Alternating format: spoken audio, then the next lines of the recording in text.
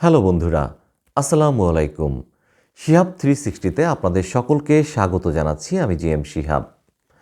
জীবনের প্রয়োজনে এই ডিজিটাল সময়ে আমরা সবাই কমবেশি আর্টিফিশিয়াল ইন্টেলিজেন্স বা এআই ব্যবহার করে থাকি। এআই এর একটি গুরুত্বপূর্ণ টুলস হলো চ্যাটজিপিটি। কেমন হবে যদি শুধুমাত্র হোয়াটসঅ্যাপের মাধ্যমেই আমরা চ্যাটজিপিটি ব্যবহার করতে পারি? হ্যাঁ বন্ধুরা, আজকের ভিডিওতে আমরা জানব কিভাবে শুধুমাত্র হোয়াটসঅ্যাপে লগ ইন করেই আমরা চ্যাটজিপিটি ব্যবহার করতে পারব। চলুন তাহলে ভিডিওর মূল অংশে যাওয়া যাক।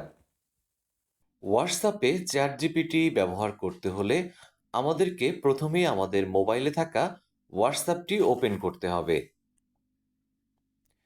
এরপরে নিচে ডান দিকে থাকা প্লাস আইকনটি প্রেস করতে হবে।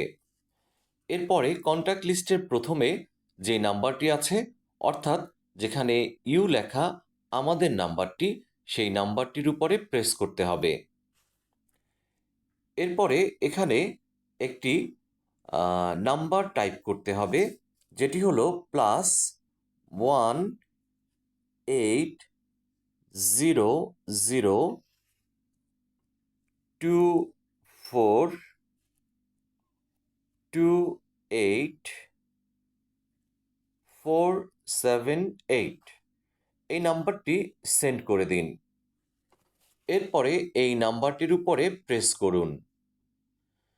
এবারে এসেছে চ্যাট উইথ অপশনটিতে প্রেস করুন। দেখুন আপনার চ্যাটজিপিটি চলে এসেছে। এবারে এই চ্যাটজিপিটি কাজ করছে কিনা তা দেখা যাক। আমি এখানে কিছু একটা লিখে পরীক্ষা করি চ্যাটজিপিটি কাজ করছে কিনা। দেখি চ্যাটজিপিটিকে বলছি রবীন্দ্রনাথের মতো একটি কবিতা লিখো। আমি চ্যাটজিপিটিকে বললাম রবীন্দ্রনাথের মতো একটি কবিতা লেখো। দেখি এটা সেন্ড করে চ্যাটজিপিটি কি রিপ্লাই দেয়।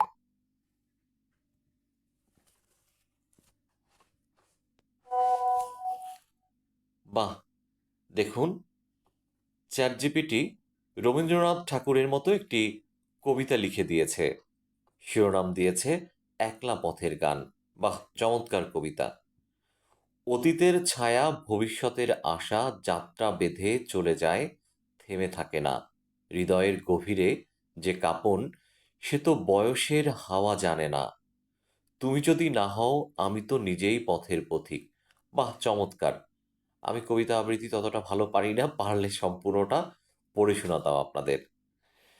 আচ্ছা যাই হোক, এবারে চ্যাটজিপিটিকে একটা তথ্য জিজ্ঞেস করি, বাংলাদেশের বিজয় দিবস কবে? বাংলাদেশের বিজয় দিবস কবে?